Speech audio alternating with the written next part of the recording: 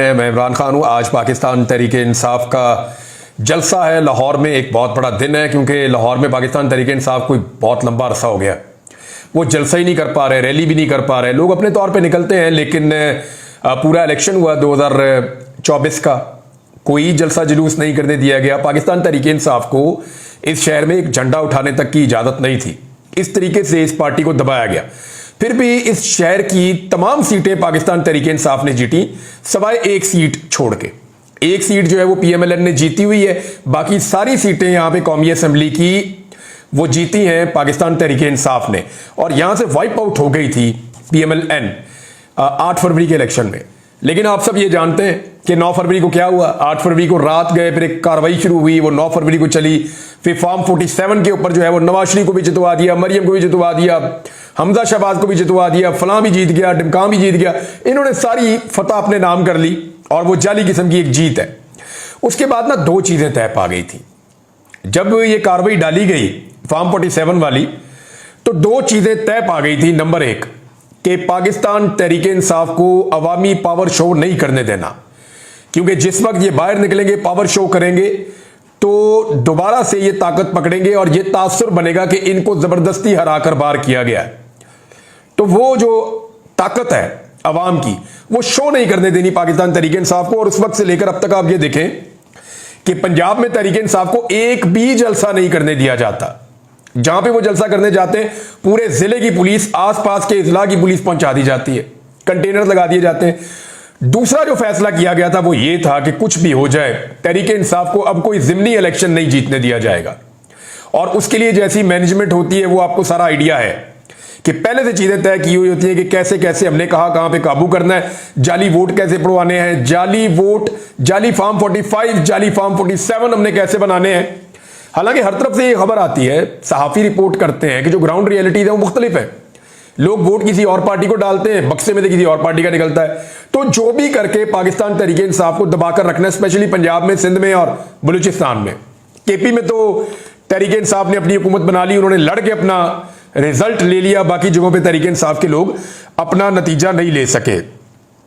अब सूरत हाल ये है कि कंटेनर ही कंटेनर भर दिए गए हैं लाहौर में हर तरफ। रिंग रोड वाले रस्तों पे कंटेनर, फिरोजपुर रोड वाले रस्तों पे कंटेनर, कभी इधर कभी उधर। वो जो एक NOC जारी किया ना गवर्नमेंट ने, उस NOC के अंदर जो रस्ते नजर आ रहे हैं उन रस्तों पे भी कंटेनर। तो हर तरफ कंटेनर लगा दिए, नजर भी नहीं आएंगे आज के दिन में। रात भर पुलिस कंटेनर लगाती रही, कारकुनों को गिरफ्तार करती रही। पुलिस का इरादा है कि कारकुन और भी गिरफ्तार किए जाएं। लेकिन मैं आपको पक्की खबर दे रहा हूं कि जलसे वाले दिन जब लोग अपने घरों से निकलेंगे तो पुलिस ने कोई गिरफ्तारियां नहीं करनी। मैं आपको फिर बता रहा हूं कि जलसे वाले दिन, क्योंकि उसमें होता पता क्या है, दूसरे जिलों से पुलिस बुला ली जाती है, स्पेशल ड्यूटियां पुलिस की लगा दी जाती हैं। तो मैं अपने सोर्स से आपको पक्की खबर दे रहा हूं, बेफिक्र हो के आप निकलें और जलसे में जाएं। ये बिल्कुल इस्लामाबाद वाला माहौल होगा, आपको कोई गिरफ्तार नहीं करेगा। हाँ, कंटेनर जरूर लगेंगे, वो खौफ फैलाने की कोशिश करेंगे। रात को जो मरियम नवाज की जाली हुकूमत है पंजाब की, उसकी कुछ वज़रा है, वो IG को और बाकी ऑपरेशन के DIG और पता नहीं कौन कौन लोग हैं पुलिस वाले, गालिबन जो रिपोर्ट कर रही है पाकिस्तान तहरीके इंसाफ, तो ये कह रही है जी बहुत सारे लोग थे, वो उन लोगों को लेकर कहीं जलसा गा के और शहर के चक्कर लगा रहे थे कि कहां कहां से हम रास्ता बंद करेंगे तो लोग नहीं आएंगे।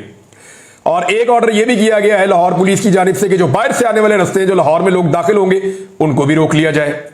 तो ये तो 2 हलकों की मार है ये जलसा गाह। 2-3 हलकों से लोग इकट्ठे होंगे तो जलसा गाह भर जाएगी। ये तो पूरे पाकिस्तान से लोग आ रहे हैं इस जलसे के लिए। खैबर पख्तूनख्वा से भी काफिला आ रहा है। अली अमीन गंडापुर साहब से मेरी बात हुई उनके भाई से, वो कह रहे हैं जी हम भी जा रहे हैं। खैबर पख्तूनख्वा से लोग जाएंगे, पंजाब भर से लोग आएंगे, सियालकोट से लोग आएंगे, गुजरावाला से लोग आएंगे, फैसलाबाद से लोग आएंगे, लोग मुल्तान से आएंगे, कसूर से आएंगे। तो हर तरफ से आगे जलसा गाह की तरफ जाएंगे, जलसा गाह तो भर जाएगी, प्रॉब्लम ही कोई नहीं है।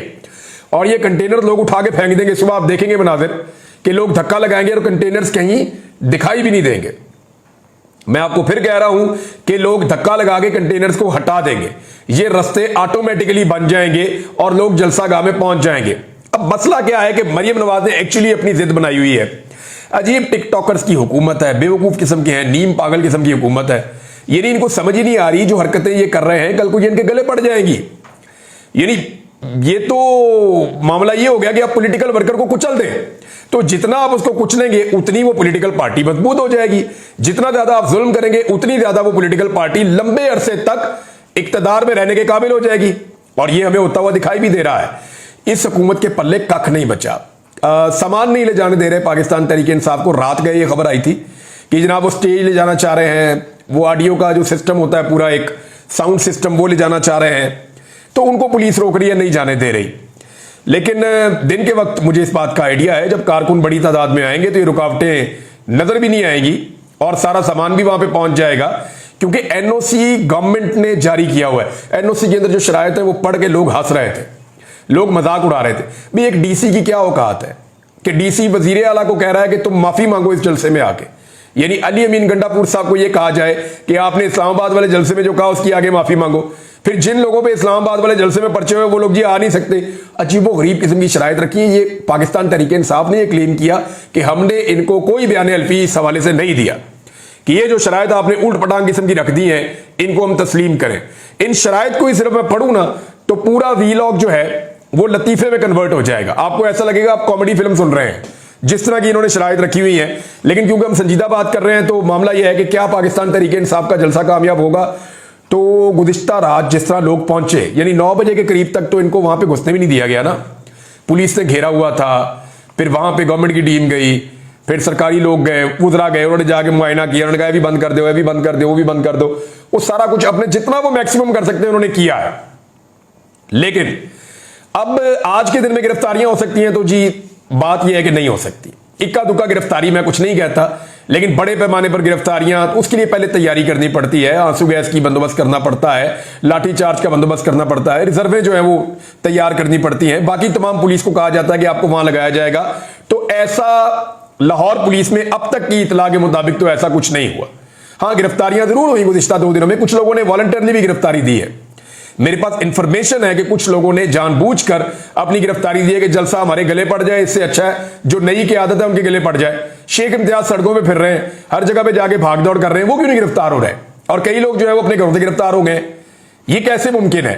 तो ये वॉलंटियर होता है कि जनाब आप हमें गिरफ्तार कर लें, हम फिर जलसे के अंदर लोगों को नहीं लेकर जाएंगे। तो ये चीजें इस तरीके से हो रही हैं। इमरान खान साहब की बहनें भी वहां पर पहुंची, बाकी लोग भी वहां पर पहुंचे, और रात को जो जलसागाह की कैफियत थी लेट नाइट वो ऐसी थी कि जैसा जलसा पीएमएलएन वैसे भी नहीं कर सकती लाहौर में। अब लाहौर में पीएमएलएन का एक जो पावर शो था जो लाहौर की सतह पे था वो लिबर्टी चौक में अल्लाह रखा पेप्सी ने कोशिश की थी, और वहां पे जितने लोग इकट्ठे हुए थे उससे 10 गुना लोग आज रात को, यानी जो गुज़िश्ता रात गुजरी है, इस रात को वहां पे जलसागाह में मौजूद थे। अब होगा यह कि कुछ लोगों की ड्यूटी लगाई गई है कि जनाब 10 बजे ही आप विजुअल बनाना शुरू कर दें, ड्रोन्स वहां फेरना शुरू कर दें, आप दिखाएं लोग नहीं आ रहे, लोग जा रहे हैं, कंटेनर लगे हुए हैं। लेकिन पाकिस्तान तहरीक इंसाफ ने पूरा बंदोबस्त किया हुआ है और वो इन सारी चीजों से लड़ते लड़ते बहुत कुछ सीख चुके हैं। कुछ गिरफ्तारियां हुई हैं, सामान नहीं जाने दे रहे, ये सारी चीजें अपनी जगह पे। लेकिन जलसा तो होगा और बड़ा तगड़ा होगा, और ये सबको दिखाई दे रहा है। जो बाहर से रुकावटें लगाई जा रही हैं वो रुकावटें नजर भी नहीं आएगी कहां गई।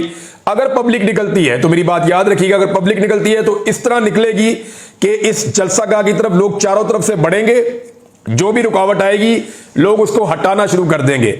लाहौर के शहरी बड़े पुरअमन हैं। अभी एक ताजरों में कुछ छापे मारे पुलिस ने, वहां पे एक ताजिर को गिरफ्तार कर लिया गया।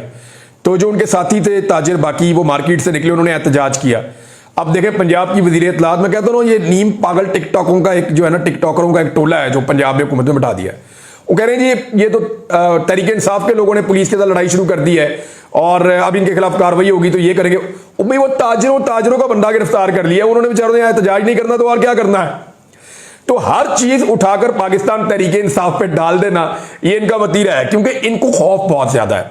मैं आपको बताता हूं, जब 1857 की जंग आजादी हुई ना, यानी अंग्रेज के खिलाफ लड़े थे 1857 की जंग आजादी में, तो उसमें मुसलमान बड़ी शिद्दत के साथ इस लड़ाई के अंदर शामिल हुए थे। तो जैसे ही अंग्रेज वो जंग जीता, जैसे भी जीता, साजिश थे, अंग्रेज जब वो जंग जीता तो अंग्रेज ने फिर हिंदुओं को नहीं मारा, अंग्रेज ने मुसलमानों को ज्यादा मारा। आपको पता उसकी वजह क्या थी? उसकी वजह किताबों में लिखी हुई है। उसकी वजह यह बताई जाती है कि एक तो उन्होंने इक्तदार मुसलमानों से छीना था, दूसरा वो मुसलमानों से डरते थे। उन्हें लगता था कि यही हमसे इक्तदार वापस छीन लेंगे और ये कब्जा ले लेंगे, और तीसरा क्योंकि मुसलमानों ने मुजामत की थी इसलिए वो मुसलमानों के खिलाफ थे। तो पाकिस्तान तहरीक इंसाफ जब भी निकलती है ना, यही एटीट्यूड जो अंग्रेजों ने किया था ना मुसलमानों के साथ बड़े सगीर के, वही एटीट्यूड जो है वो पाकिस्तान तहरीक इंसाफ के साथ मौजूदा रिजीम करता है। ये जाली हुकूमत है, फ्रॉड हुकूमत है, फार्म 47 के ऊपर बनी हुई है, और वो भी जाली फार्म 47 है। तो उनको बेचारों को इनके अंदर अपनी हलाकत नजर आती है कि ये हमसे सारा कुछ हमारा छीन लेंगे। बहरहाल अभी ये सारा कुछ तो हुकूमत कर रही है, लेकिन अवामी मसाइल के ऊपर कोई तवज्जो नहीं है। मैं आपको बता देता हूं, महंगाई उसी तरह है, बेरोजगारी उसी तरह है, गुर्बत उसी तरह है, महंगे कर्जे उसी तरह है। पाकिस्तान के अंदर हर वो चीज जो आम आदमी को फायदा दे सकती है उसके ऊपर इन्होंने टके का काम नहीं किया। जितनी मेहनत इन्होंने आईनी तरमीम के लिए की है ना, और जितने चक्कर इन्होंने फजल रहमान साहब के दरवाजे पे लगाए हैं, ये उससे आधी से आधी मेहनत अवाम की फलाह के लिए करें ना तो शायद अवाम को कोई फायदा भी हो जाए। लेकिन इनकी सारी की सारी मेहनत एक चीज पे हो रही है कि जाली इख्तिदार मिल तो गया है, अब उसको तूल कैसे देना है, उसको लंबा कैसे चलाना है। और उसके लिए जो सबसे मेन चीज है, नंबर 1 इनको करनी पड़ेगी, इमरान खान को अंदर रखना है। कानूनी तौर पे तो रख नहीं सकते, अब जबरदस्ती रखा हुआ है।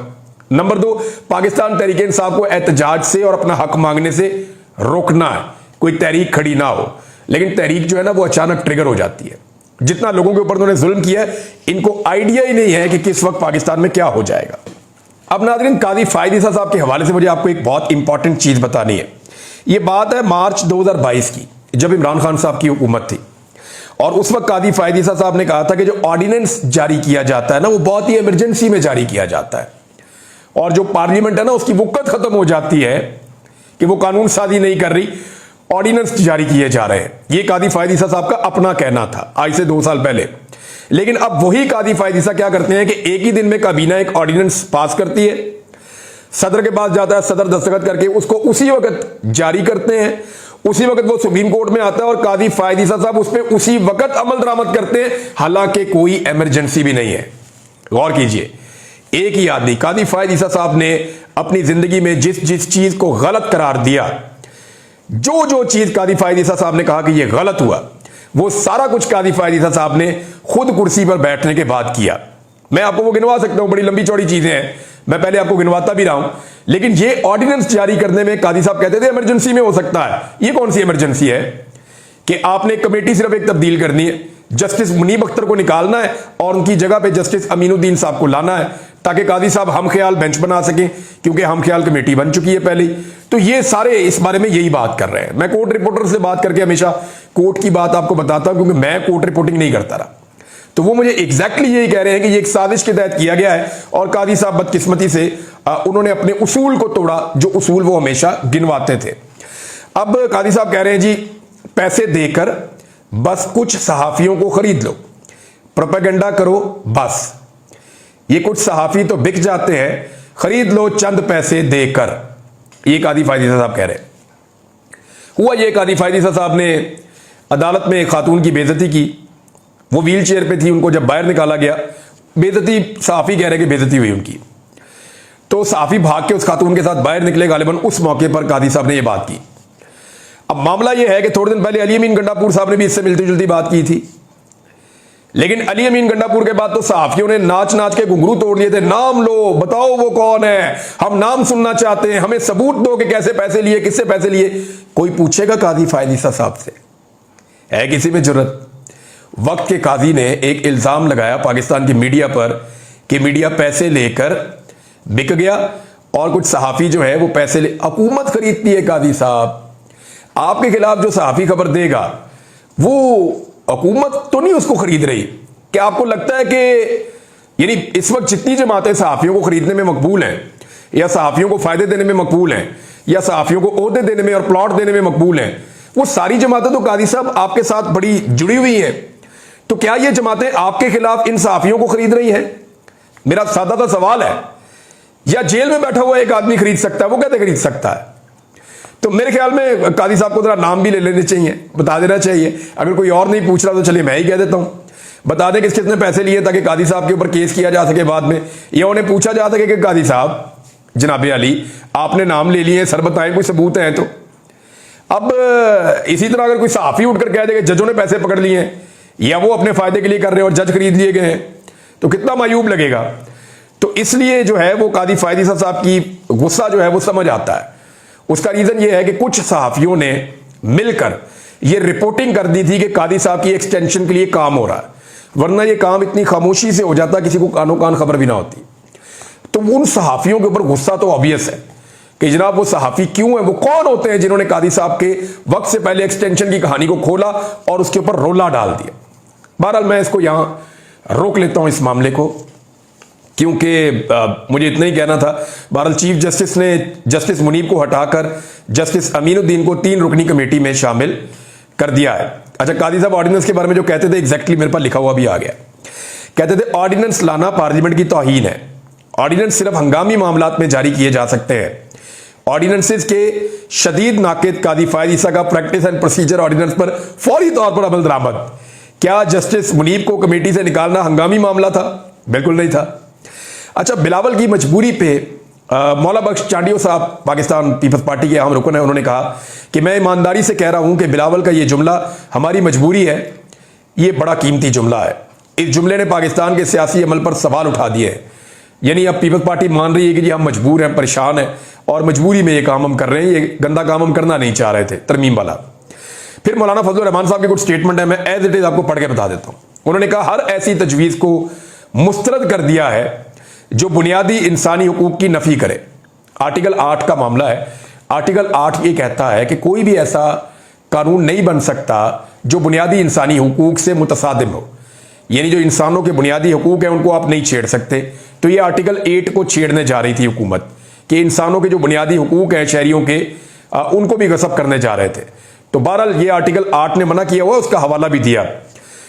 जस्टिस मंसूर अली शाह साहब ने एक केस के फैसले में ये बात भी की कि ये नहीं हो सकता। और दूसरी एक और चीज है कि जब भी कोई एक्ट लाया जाता है या कानून बनाया जाता है तो उसका इतलाक उसी दिन से होता है, पीछे से नहीं होता। अब ये एक नया कानून बनाकर कहें कि जनाब जो 8 फरवरी 2024 को इलेक्शन हुआ है इसका इतलाक उस तारीख से होगा, तो वो नहीं हो सकता, वो मुमकिन नहीं है। अदालत इस चीज को उड़ा देगी। फजलुर रहमान साहब ने मजीद कहा कि हाई कोर्ट के जजेस का जो तबादला है वो निजाम को मुतासिर करेगा। मेरे हक में फैसला नहीं दे सकेगा तो फौरन तबादला कर दें या केस किसी दूसरे जज को दे दें, ये चीजें निजाम को मुतासिर करेगी। कई दहाइयों से देख रहे हैं मफादात का लेन देन हमारी सियासत बन गई है। मुजव्वदा आईनी तरमीम का मकसद सिर्फ हुकूमत को तहफ़्फ़ुज़ देना था। आईनी अदालत के क़याम में भी बदनीयती नजर आ रही है। एक वक्त था जब लोग फौज के खिलाफ बात सुनने को तैयार नहीं थे, अब लोग फौज के हक में बात सुनने को तैयार नहीं है। ये जनाब मौलाना फजलुर रहमान साहब के स्टेटमेंट्स हैं, मैंने आपके सामने रख दिए हैं। और एक चीज और है जो सलमान अकरम राजा साहब ने कही, उन्होंने कहा कोई लंदन प्लान है, इसके तहत 10 साल का मंसूबा है जिसके तहत पाकिस्तान के अवाम को खामोश करना है, उनकी जमहूरी लगन और जमहूरी वाबस्तगी जो इमरान खान और पीटीआई के साथ है उसे नेस्तो नाबूद करना है। और जवाब यह दिया जा रहा है कि ऐसा करने से मुल्क बहुत तरक्की करेगा। बड़े बड़े दानिश्वर कहते हैं करप्शन से मुल्क को कुछ नहीं होता। खैर है, करप्शन होती रहती है। सलमान अकरम राजा साहब ने अपना एक पैगाम जारी किया है और उसमें वो ये बता रहे हैं कि जलसागाह में आना कितना जरूरी है। बहरहाल आज तो जलसा है और जब पाकिस्तान तहरीक इंसाफ का जलसा होता है तो हुकूमत की नींदें आराम होती हैं। और जो कुछ हमने एक्टिविटीज देखी हमें आइडिया हो गया है। देखना यह है कि फस्तायत के आखिरी लेवल तक जाने के बाद भी मरियम नवाज और उनकी टिकटॉक वाली हुकूमत पाकिस्तान तहरीक इंसाफ के जलसे को नाकाम कर पाएगी, और भरपूर फस्तायत का सामना करने के बावजूद क्या तहरीक इंसाफ कामयाब जलसा कर पाएगी? देखते हैं, थोड़े घंटों में पता चल जाएगा। अब तक के लिए इतने, अपना ख्याल रखिएगा, अपने चैनल का भी। अल्लाह हाफ़िज़।